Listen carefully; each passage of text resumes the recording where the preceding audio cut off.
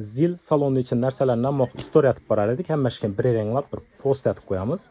Videoga bir like basıp koyaslar. Hemmeşkini bir danıştırıp çıkamız. Zil torpeda duradan bar. Barda çokun kirişke salonu taşaladı. Şöyle caylaşıp duradı. Her xil süveti bak. Karası, göğüki, kızılı. Pesi ilik kilitli boladı. Xalası asla alt taşap. Monitoram koyup bir bire. Banişni su, telefon, dokument hemen nerse getedi. Dım gerekli nerse. Keyin ikisi denenin arasına bar. Buna açılıp beklenedi. Ve alınıp koyuladı. Dım acayip nerse. Keyin peselinonim. Buna merxılısı var. Yıpkası, kalını, süvetleri, başka çarakları. Dım acayip kıyılı. Tovarları kalın.